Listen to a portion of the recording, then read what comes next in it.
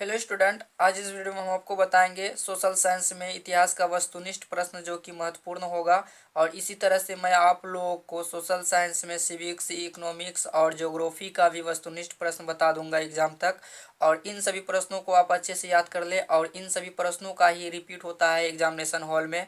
तो चलिए अब हम आप लोगों को इतिहास का पहला वस्तुनिष्ठ प्रश्न लेकर चलता हूँ। और यदि आपको इन सभी प्रश्नों में से जितने भी प्रश्नों का जवाब अगर याद हो तो आप हमें कमेंट बॉक्स में बता सकते हैं कि सर हमें इतने प्रश्न याद थे।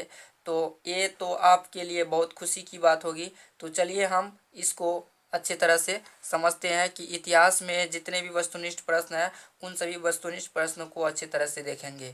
तो पहला प्रश्न है, रक्त एवं लोह की नीति का अवलंबन किसने किया था? आपको जवाब इसका सोच के रखना है, लेकिन मैं आपको ऑप्शन नहीं बताऊंगा, डायरेक्ट इसका उत्तर बता देता हूँ। रक्त एवं लोह की नीति का अवलंबन किसने किया था? तो इसका सही उत्तर है बिस्मार्क ने।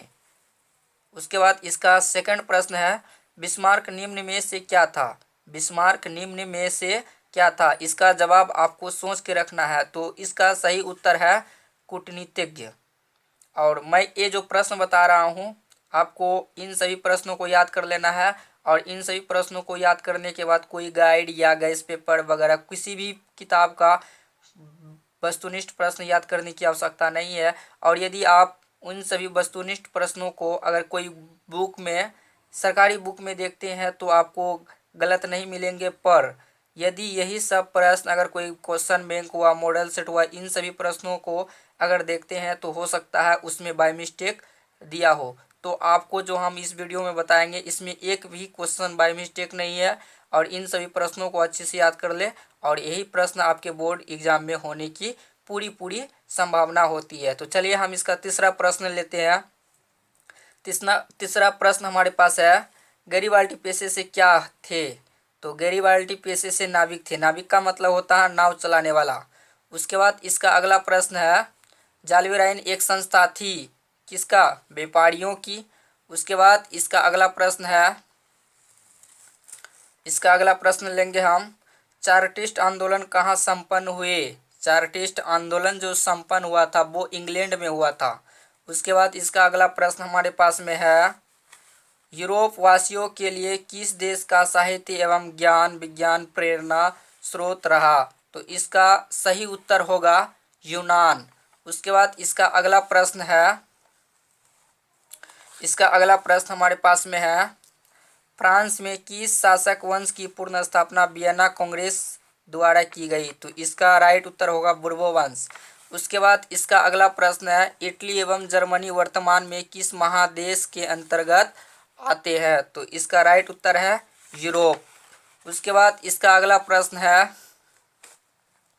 1829 की एड्रियानोपुल की संधि किस देश के साथ हुई? तो इसका राइट उत्तर है तुर्की। उसके बाद इसका अगला प्रश्न है,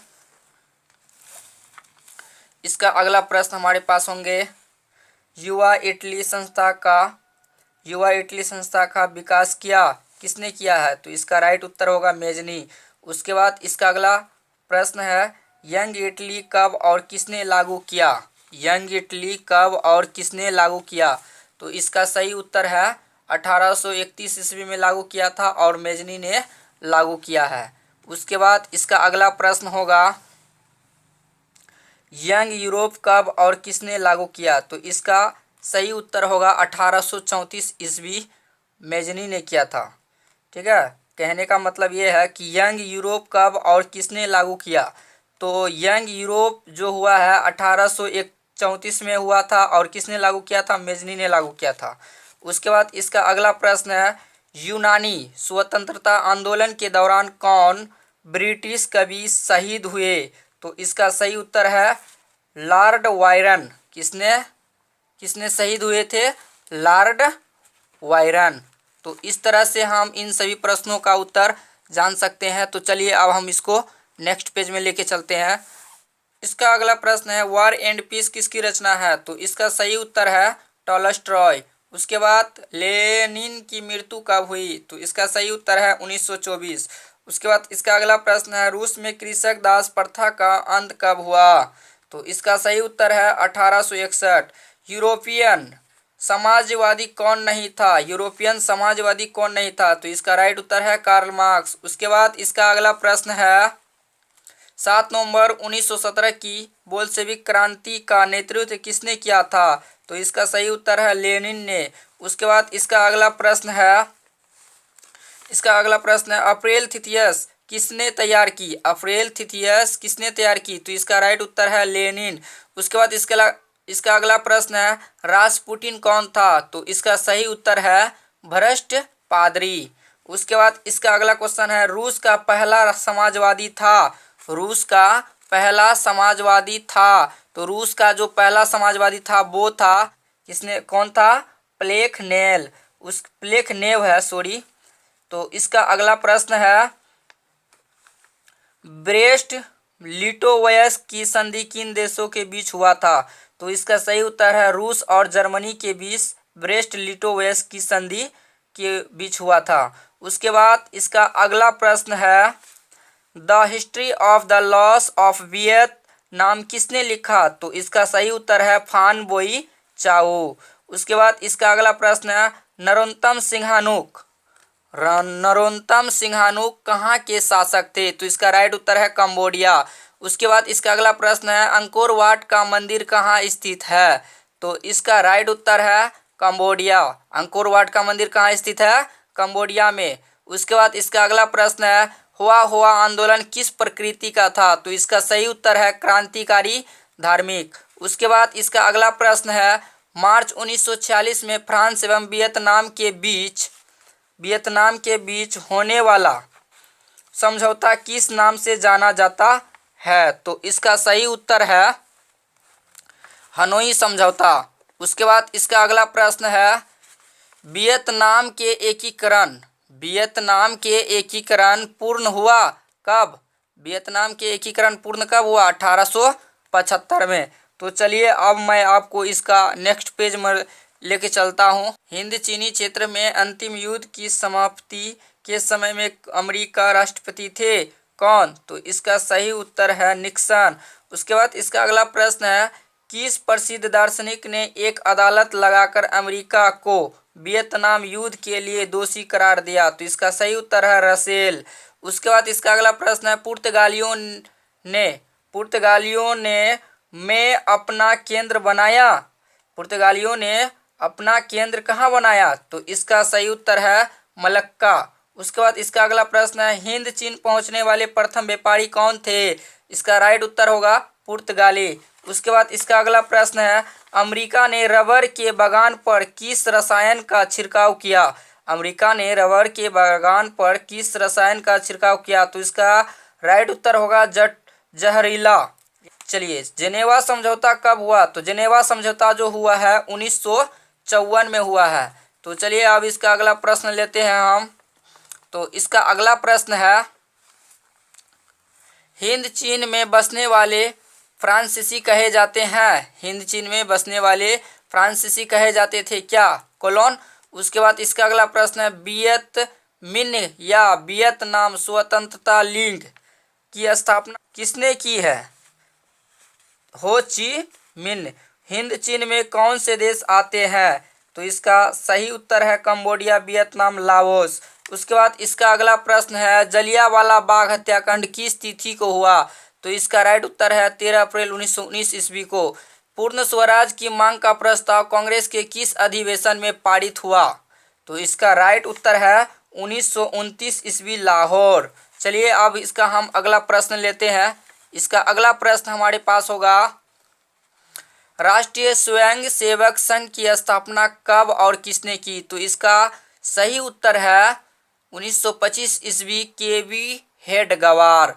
उसके बाद इसका अगला प्रश्न है रंपा विद्रोह कब हुआ? तो इसका सही उत्तर होगा 16 ईस्वी में। तो चलिए अब हम इसका अगला प्रश्न ले लेते हैं। तो आप इन सभी प्रश्नों को अच्छे से याद कर ले क्योंकि यही सब प्रश्न आपके बोर्ड की एग्जाम में आने की पूरी संभावना रहती है। तो चलिए मैं आप लोगों को इसका नेक्स्ट पेज में लेके चलता हूँ।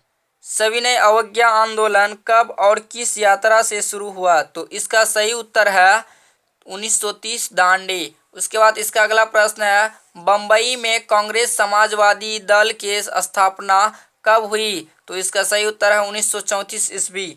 उसके बाद इसका अगला प्रश्न है, गांधी जी ने असहयोग आंदोलन की शुरुआत कब किया? तो गांधी जी ने असहयोग आंदोलन की शुरुआत की है 1 अगस्त 1920 ईस्वी को। उसके बाद इसका अगला प्रश्न है, वेदों की ओर लौटो का नारा किसने दिया? तो इसका राइट उत्तर है दयानंद सरस्वती ने।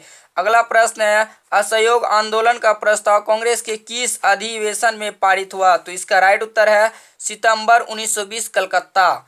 उसके बाद इसका अगला प्रश्न है, किसने 1920 ईस्वी में ताराकंद में भारतीय कम्युनिस्ट पार्टी की स्थापना की? तो इसका राइट उत्तर होगा M.N. राय। उसके बाद इसका अगला प्रश्न हमारे पास है, वल्लभ भाई पटेल को सरदार की उपाधि किस आंदोलन के दौरान दी गई? तो इसका राइट उत्तर होगा खेरा। उसके बाद इसका अगला प्रश्न है, भारत में खिलाफत आंदोलन कब और किस देश के शासक के समर्थन में शुरू हुआ? तो इसका सही उत्तर होगा 1920 तुर्की। उसके बाद इसका अगला प्रश्न है, श्रमिक विवाद अधिनियम कब बनाया गया? श्रमिक विवाद अधिनियम कब बनाया गया? तो इसका सही उत्तर होगा 1929 ईस्वी। उसके बाद इसका अगला प्रश्न है, अली मुस्लियार ने किस विद्रोह का नेतृत्व किया? अली मुस्लियार ने किस विद्रोह का नेतृत्व किया? तो इसका सही उत्तर है मोपला विद्रोह। तो चलिए मैं आप लोग को इसका अगला प्रश्न बताता हूँ। इसका अगला प्रश्न है, किस अधिनियम के द्वारा मुसलमानों को पृथक प्रतिनिधित्व प्रदान किया गया? तो इसका सही उत्तर है 1909 ईस्वी। उसके बाद इसका अगला प्रश्न है, गदर पार्टी की स्थापना कब और किसने की? तो इसका सही उत्तर है लाला हरदयाल 1913 ईस्वी में गदर पार्टी की स्थापना की थी। तो आज मैं यहीं पे इस वीडियो को समाप्त करता हूं, और ये वीडियो आपको अच्छा लगे तो नीचे कमेंट बॉक्स में बता देना।